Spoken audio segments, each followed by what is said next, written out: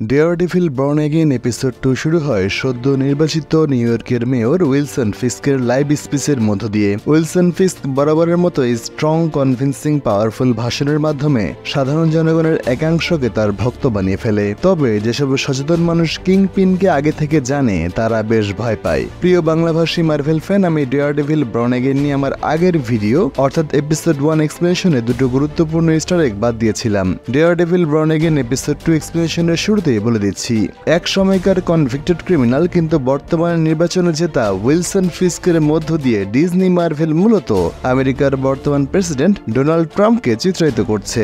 অন্যদিকে আমাদের আন্ধা কানুন উকিল ম্যাট মার্ডক তার বেস্ট ফ্রেন্ড ফগি নেলসনের মৃত্যুর পর কিছুদিন নিউ ইয়র্ক সিটি ছেড়ে কুইন্সে বাস করেছিল। তো বলুন প্রিয় বাংলাভাষী মার্ভেল ফ্যান, এমসিইউতে আমেরিকার কুইন্সে কোন সুপারহিরো বাস করে? স্পাইডারম্যান ওরফে পিটার পার্কার।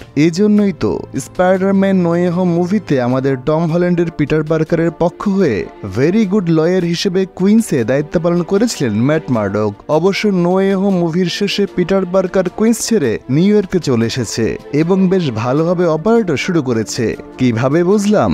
কারণ ডেয়ারডেভিল বর্ন এগেইন এপিসোড 2 এর শুরুতেই মেয়র কিংপিন তার লাইভ স্পিচে খুব স্পষ্ট করে বলেন, এখন থেকে হাতে বন্দুক নিয়ে ঘুরে বেড়ানো কোনো ভিজিল্যান্টির দরকার নেই যার বুকে স্কালের ছবি আঁকা আছে, অর্থাৎ আমাদের ফ্র্যাঙ্ক ক্যাসেল ওরফে পানিশার, অথবা স্পাইডার আউটফিট পরিহিত কোনো মানুষকেও দরকার নেই, অর্থাৎ যে কথা বলছিলাম আমাদের টম হল্যান্ডের পিটার পার্কার, অথবা এমন এক লোক যে শয়তানের শিং মাথায় পড়ে ঘুরে বেড়ায়, অর্থাৎ ডেয়ারডেভিলের কস্টিউমের কথা বলছে উইলসন ফিস্ক। এদের সবাইকে ওয়ার্নিং দিয়ে কিংপিন বলে, আমাদের নিরাপত্তার জন্য তোমাদের দরকার নেই, এখন থেকে আমি নিউ ইয়র্কবাসীর সেফটির চিন্তা করব।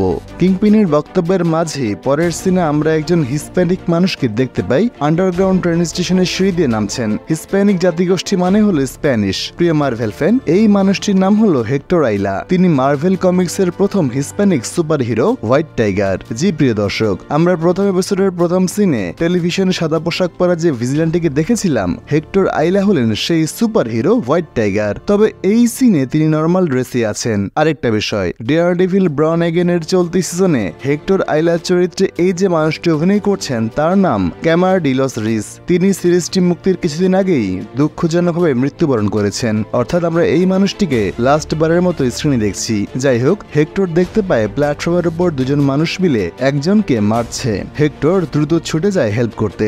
এই সময় আক্রমণকারী দুজনের সাথে হেক্টরের ছোটখাটো একটা ফাইট হয়। যাকে হেল্প করতে সে ছুটে গিয়েছিল সে সুযোগ বুঝে পালিয়ে যায়। এমন সময় হঠাৎ এক আক্রমণকারী হেক্টরের আঘাতে চলন্ত ট্রেনের সামনে পড়ে ভর্তা হয়ে যায়। অন্য আক্রমণকারী পকেট থেকে রিভলভার বের করে বলে তারা অ্যাকচুয়ালি এনওয়াইপিডি অফিসার। হেক্টর এতক্ষণ দুইজন পুলিশ অফিসারের হাত থেকে একজন ক্রিমিনালকে রক্ষা করছিল এবং এক পুলিশ অফিসার তার কারণে ট্রেনের তলে পড়ে মরেছে। এর পরের সিনে শায়লা মেয়র কিংপিনকে তার দিনের শিডিউল জানায়। এরা সবাই মিলে বর্তমানে দায়িত্বরত বেশ কিছু কর্মকর্তাকে সাসপেন্ড করবে, ঠিক যেমনটা ট্রাম্প প্রশাসন ক্ষমতা এসে করছে। যাই হোক, শায়লা ফিস্ককে জানায় ইয়াং জেনারেশন তাকে অনেক পছন্দ করলেও ওল্ডার জেনারেশন উইলসন ফিস্কের সাথে কোনো আয়োজনে তার স্ত্রী ভেনেসাকে না দেখে সন্দেহ করছে। প্রিয় দর্শক, আমেরিকান পলিটিক্যাল সিস্টেমে কোনো নেতার ফ্যামিলি লাইফ খুবই ইম্পর্টেন্ট।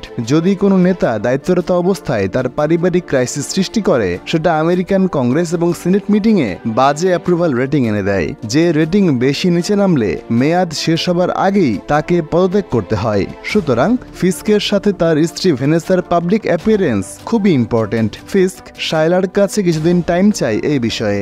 আমরা আবারও বিবিটিভি নামক ইন্ডিপেন্ডেন্ট নিউজ ক্যামেরায় শহরের মানুষের রিয়েকশন দেখি মেয়র কিংপিন ও 1 বছর ধরে উধাও থাকা ডেয়ারডেভিল বিষয়ে। এদিকে ম্যাকডাফ তার পার্টনার ম্যাট মার্ডককে পাঠিয়েছিল এনওয়াইপিডি জাস্টিস হাউসে নতুন কোনো ক্লায়েন্ট ধরার জন্য, কিন্তু ম্যাট তার রাডার সেন্সে একটা বন্ধ সেলের ভেতর হেক্টর আইলাকে কিছু পুলিশ সদস্য টর্চার করছে এটা টের পেয়ে যায়। বরাবরের মতোই কৌতূহলী ম্যাট হেক্টরের হার্টবিট ও পঞ্চ ইন্দ্রিয়ার চালচলন লক্ষ্য করে বুঝতে পারে মানুষটি ইচ্ছে করে পুলিশ সদস্যকে হত্যা করেনি, কিন্তু এই হেক্টরের ভিতরে অন্য কিছু লুকানো আছে যেটা সে বুঝতে না পারলেও এই মুহূর্তে হেক্টরকে মারের হাত থেকে বাঁচাতে বিনা পয়সা তার লয়ার হয়ে যায়। অন্যদিকে মেয়র উইলসন ফিস্ক তার টিম নিয়ে কোথাও যাচ্ছিল। পথিমধ্যে ট্রাফিক জ্যাম শুরু হলে ফিস্ক সকল প্রকার প্রোটোকল ভেঙে গাড়ি থেকে নেমে দেখে রাস্তার মাঝে বিশাল এক গর্ত।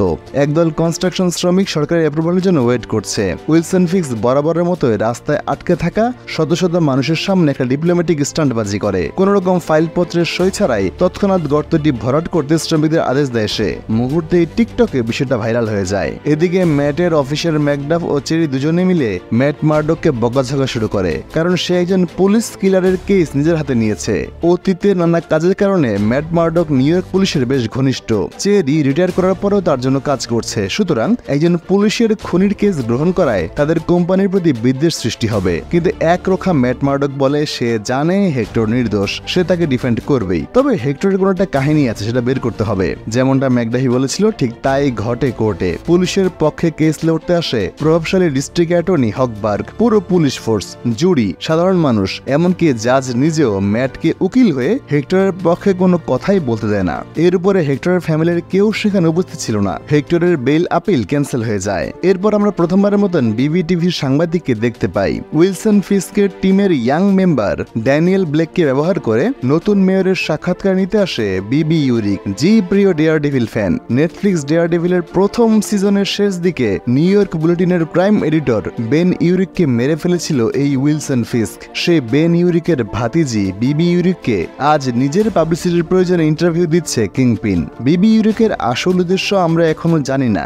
কিন্তু সে ফিস্ককে একটা গোপন ইনফরমেশন দেয়। নিউ ইয়র্কের পুলিশ কমিশনার গালাও এবং আরো অনেকগুলো পুলিশ সদস্য মেয়রের প্রতি অনাস্থা জানিয়ে রেজিগনেশন দেবে, যেন উইলসন ফিক্সের অ্যাপ্রুভাল রেটিং একেবারে নিচে নেমে যায়। বিবির থেকে এই ইনফরমেশনটা পেয়ে উইলসন ফিক্স সোজা চলে যায় হেক্টরের হাতে মৃত পুলিশ সদস্যটির ফিনারেলে, যেখানে কমিশনার উপস্থিত ছিলেন। ফিক্স কমিশনারের সাথে কোনো একটা আন্ডারস্ট্যান্ডিং এ আসতে চাইলো। পুলিশ কমিশনার গালাও কিংপিনকে ওপেন থ্রেট দেয়। এদিকে ম্যাটের নিউ গার্লফ্রেন্ড ডক্টর হেদার গ্লেন নিজের লেখা বই নিয়ে একটা পাঠচক্র আয়োজন করেন। সেখানে অটোগ্রাফ দেওয়ার সময় এক তরুণ ছেলে খুবই দ্বিধাগ্রস্ত অবস্থায় তার নিকট হেল্প চান থেরাপির জন্য।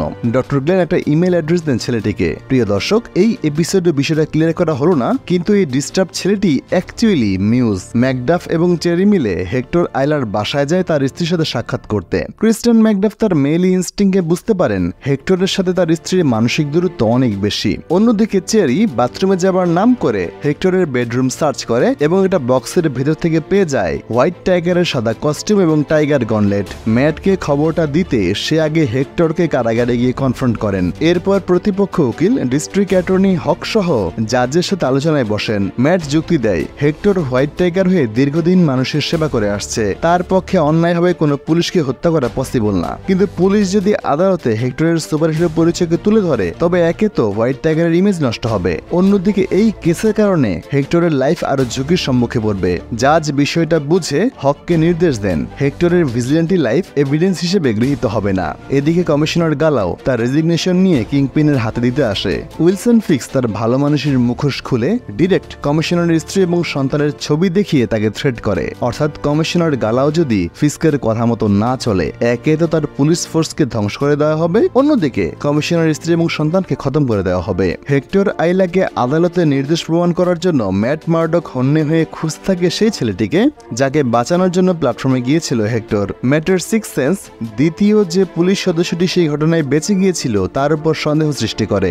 বিষয়টা যদি আমরাও ভেবে দেখি, সেদিন হেক্টর যা দেখেছিল প্ল্যাটফর্মে, কোন রকম ইউনিফর্ম বা আইডি কার্ড ছাড়া একজন নিরীহ লোকের উপর চড়াও হয়েছিল তারা। এমনকি হেক্টর যখন মাঝে আসে তখনও তারা পুলিশ পরিচয় দেয়নি। একজন ট্রেনের নিচে মারা যাবার পরেই দ্বিতীয়জন পুলিশ পরিচয় দেয়। ম্যাট সন্দেহ করে দ্বিতীয় পুলিশের এবং পিছু নেয়, আর রাডার সেন্সে সে কার সাথে কি কথা বলছে তা শোনার চেষ্টা করে। এদিকে ডক্টর হেদার গ্লেনের চেম্বারে কাপল থেরাপি নিতে আসে আমাদের নতুন মেয়র উইলসন ফিক্স এবং ভেনেসা। আমরা এই দুইজনের জটিল মনস্তত্ত্ব একজন ডক্টরের দৃষ্টিতে অল্প অল্প করে বোঝার চেষ্টা করি। অন্যদিকে ম্যাটের সন্দেহ সঠিক প্রমাণিত হয়। অন্য আরেকজন পুলিশ সদস্য দ্বিতীয় পুলিশটিকে কল করে জানায় হেক্টর যাকে বাঁচাতে চেয়েছিল তার নাম নিকি টোরেস। দুই পুলিশ নিকিকে হত্যা করার জন্য তার ঠিকানায় রওনা হয়। দূর থেকে ম্যাট এই কথাগুলো শুনে আগে চেরিকে কল দিয়ে গাড়ি নিয়ে সেই ঠিকানায় পাঠায়। এরপর নিজে তাকে বাঁচাতে হাজির হয় নিকির ঘরে। নিকি প্রথমে কনফিউজ হলেও পুলিশের পায়ের শব্দে বুঝতে পারে ম্যাট যা বলছে সত্য বলছে। চেরির গাড়ির কাছে